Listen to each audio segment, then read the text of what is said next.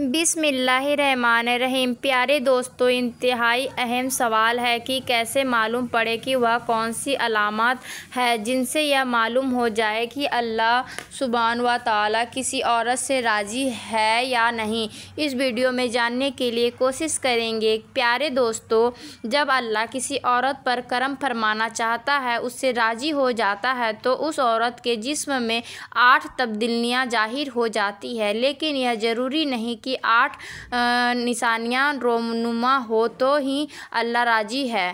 ان میں سے کوئی ایک نشانی بھی واضح ہو جائے تو سمجھ جائیں کہ رب کائنات آپ سے راضی ہو گیا ہے۔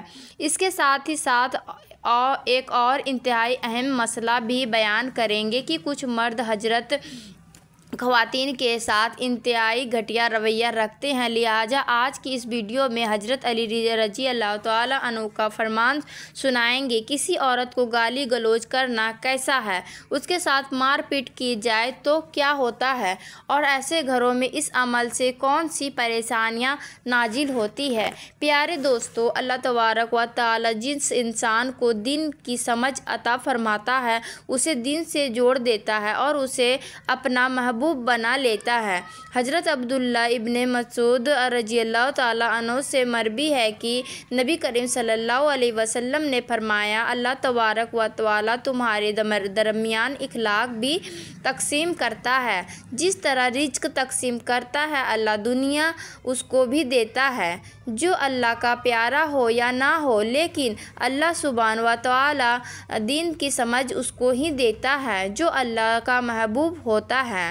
پیارے دوستو، عبادت کی محبت، قرآن کی محبت، اللہ کی محبت اور اللہ کے ذکر کی محبت، رسول اللہ صلی اللہ علیہ وسلم پر درود سلام بھیجنے کا شوق اور تڑپ، یہ وہ چیزیں ہیں کہ اللہ نے اسے اپنا محبوب بنا لیا ہے۔ دوسری نشانی یہ ہے کہ رسول اللہ صلی اللہ علیہ وسلم نے فرمایا، اللہ جسے اپنا بناتا ہے تو اس پر پھر تھوڑی سی آزمائش بھی ڈالتا ہے۔ یعنی اللہ سبحانہ و تعالیٰ یہ دیکھنا چاہتا ہے کہ یہ بندہ میرے فیصلے پر راضی ہوتا بھی ہے یا نہیں۔ جو راضی ہو جائے تو پھر اللہ تعالیٰ اسے اس دنیا میں بھی راضی کرتا ہے اور آخرت میں بھی راضی کرتا ہے۔ لیکن اگر کوئی اس وقت بوکھلاہٹ کا شکار ہو جائے کہ یہ میرے ساتھ کیا ہو گیا، حالانکہ میں تو نماز بھی پڑھتا ہوں، قرآن کی تلاوت بھی کرتا ہوں، تو پھر مجھے بخار کیوں ہو گیا؟ میں تو دین اسلام کی تعلیمات پر عمل کر رہا ہوں، تو مجھ پر یہ سختیاں اور مصیبتیں کیوں آ رہی ہے؟ یقیناً ایسی چیزیں سوچیں انسان کو پریشان کرتی ہے، لیکن ایسا ہرگز نہیں سوچنا چاہیے۔ پیارے دوستو، حضرت بلال حبشی رضی اللہ تعالیٰ عنہ سے کسی نے پوچھا کہ آپ بڑی توحید کی باتیں کرتے ہیں، تو آپ کو اتنی بری طرح سے مار کیوں پڑی ہے؟ تو انہوں نے جواب دیا کہ تم بھی تو بازار سے برتن خریدنے سے پہلے اسے اچھی طرح سے ٹوک کر بجا کر دیکھتے ہو کہ مٹی ٹھیک طرح سے لگی ہے یا نہیں۔ بس میرے رب نے بھی مجھے آزمایا تھا۔ پھر یہی غلام تھا کہ جس کے بارے میں اللہ کے رسول نے ارشاد فرمایا کہ اللہ نے جنت میں بلال حبشی کو نہایت ہی اعلیٰ و عرفہ مقام عطا فرما دیا ہے۔ نبی کریم صلی اللہ علیہ وسلم نے فرمایا کہ شب معراج پر جنت میں مجھے اپنے سے آگے آگے قدموں کی آہٹ سنائی دی، تو میں نے جبرائیل علیہ السلام سے پوچھا، یہ کون ہے؟ تو جبرائیل علیہ السلام نے جواب دیا کہ بلال حبشی ہے۔ نبی کریم صلی اللہ علیہ وسلم جب واپس آ گئے تو بلال رضی اللہ تعالیٰ عنہ سے پوچھا کہ تم ایسا کون سا عمل کرتے ہو جس کے سبب تم جنت میں اس مقام پر ہو؟ تو حضرت بلال نے عرض کیا کہ یا رسول اللہ، آپ ہی نے تو فرمایا تھا کہ ہر وقت باوضو رہنا چاہیے، تو جب بھی میرا وضو ٹوٹتا ہے تو میں فوراً نیا وضو کر لیتا ہوں، اور جب وضو کرتا ہوں تو ساتھ ہی 2 رکعت نوافل بھی ادا کر لیتا ہوں۔ چلتے ضمیر پر ہے اور قدموں کی آہٹ جنت میں سنائی دیتی ہے۔ پس آزمائش کا آنا بھی اللہ تبارک و تعالیٰ کی محبت کی نشانیاں میں سے ہے۔ ایک اہم نشانی ہے، کیونکہ اللہ کے محبوب بندوں پر ہی آزمائش آتی ہے۔ پیارے دوستو، تیسری اور ایک بہت ہی پیاری نشانی یہ ہے کہ اللہ سبحانہ و تعالیٰ جب کسی انسان سے محبت کرتے ہیں تو اس کے اندر ایک انتہائی خوبصورت تبدیلی رونما ہو جاتی ہے۔ حدیث میں آتا ہے کہ اللہ تبارک و تعالیٰ جب کسی انسان سے محبت کرتا ہے تو حضرت جبرائیل علیہ السلام کو حکم فرماتا ہے کہ آسمان میں اعلان کر دو کہ میں اپنے فلاں بندے سے محبت کرتا ہوں۔ حضرت جبرائیل علیہ السلام آسمان میں کے اربوں خربوں فرشتوں میں اعلان فرما دیتے ہیں کہ اللہ اپنے فلاں بندے سے محبت کرتا ہے، لہٰذا حضرت جبرائیل علیہ السلام آسمان کے تمام فرشتے اور تمام نورانی مخلوقات اس سے محبت کرنے لگتا ہے۔ پھر ایک فرشتہ دنیا میں آتا ہے اور زمین والوں میں اعلان کرتا ہے کہ فلاں شخص اللہ کا محبوب ہے۔ حضرت جبرائیل علیہ السلام اور آسمانوں کی تمام نوری مخلوقات اس سے محبت کرتی ہے، لہٰذا تم بھی اس سے محبت کرو۔ اس طرح سے دنیا والوں کے دلوں میں بھی اللہ سبحانہ و تعالیٰ اپنے اس محبوب بندے کی محبت ڈال دیتا ہے۔ لہٰذا ہمیں دنیا میں ایسے کام ضرور کرنے چاہیے کہ جن کو کرنے سے اللہ سبحانہ و تعالیٰ ہم سے راضی ہو جائے۔ پیارے دوستو، حضرت عبداللہ ابن عباس رضی اللہ تعالیٰ عنہ فرماتے ہیں کہ جب نیکیاں قبول ہو جاتی ہے تو انسان کے جسم میں 5 نشانیاں ظاہر ہو جاتی ہے۔ نمبر 1، جب کسی انسان کی نیکیاں قبول ہو جاتی ہے تو اس کے چہرے پر عجیب سی رونق آ جاتی ہے، یعنی وہ انسان دنیا کے سامنے اپنی خوشی کا اظہار اپنی مسکراہٹ اور بشاشت کے ساتھ کرنے لگتا ہے، ہر وقت خوش رہنے لگتا ہے اور یوں لگتا ہے کہ ساری دنیا میں اس سے زیادہ سکون و وقار والا کوئی نہیں ہے۔ نمبر 2، اس کا دل روشن ہو جاتا ہے، کیونکہ اسے اللہ سبحانہ و تعالیٰ کے وعدوں پر یقین آ جاتا ہے، لہٰذا اس کے پاس کچھ ہو یا نہ ہو لیکن اس کے دل میں اتنی خوشی ہوتی ہے کہ اس کو کوئی پرواہ ہی نہیں ہوتی۔ یاد رکھو کہ انسان مال دولت سے امیر نہیں بنتا بلکہ ہمیشہ دل سے امیر بنتا ہے۔ حضرت علی رضی اللہ تعالیٰ عنہ فرماتے ہیں کہ دولت مٹی کی طرح ہے اور مٹی کو پیر کے نیچے رکھنا چاہیے، اگر سر پر چڑھاؤ گے تو وہ قبر بن جائے گی اور قبر زندہ لوگوں کی نہیں ہوتی۔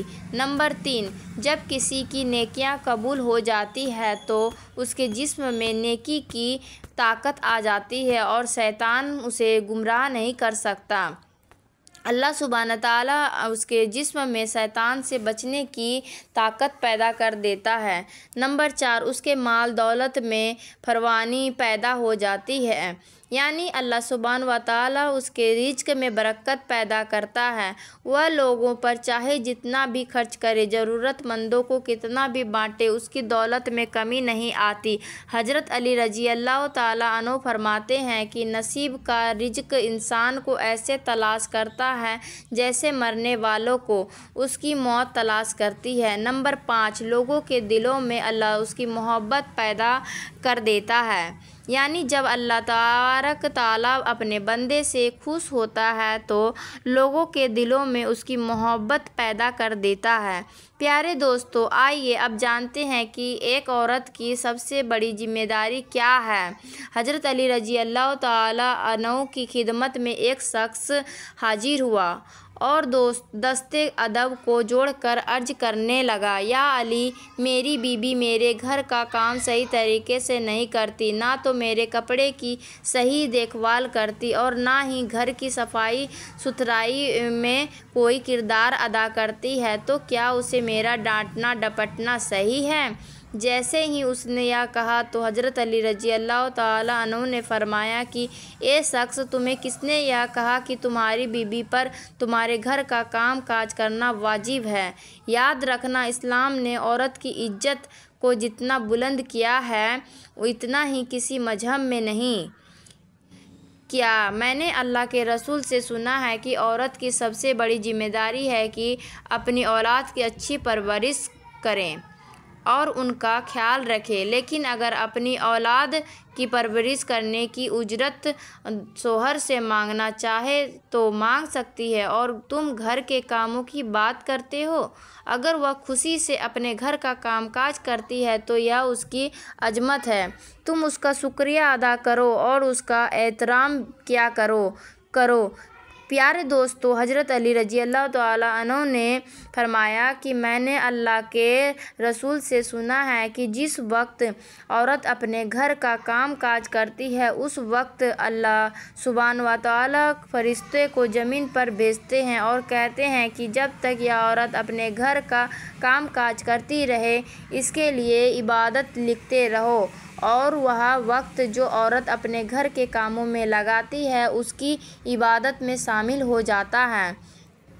یہ عورت کی عظمت ہے کہ وہ تمہارے گھر کو جنت بناتی ہے، تمہارے بچوں کو عظیم انسان بناتی ہے۔ لیکن اگر کوئی شخص عورت پر ظلم کرے، گھر کے کاموں کی وجہ سے اسے ٹوکتا رہے اور اس پر ظلم کرتا رہے، تو روز محشر اللہ تبارک و تعالیٰ اس انسان کو گدھے کی شکل میں اٹھائے گا اور دوزخ کا ایک دروازہ ایسے لوگوں کے لیے کھول جائے گا اور کہا جائے گا کہ یہ وہ انسان ہیں کہ جنہوں نے اپنی ہی عورت پر ظلم کیا اور ان کو حقیر اور غلام سمجھا۔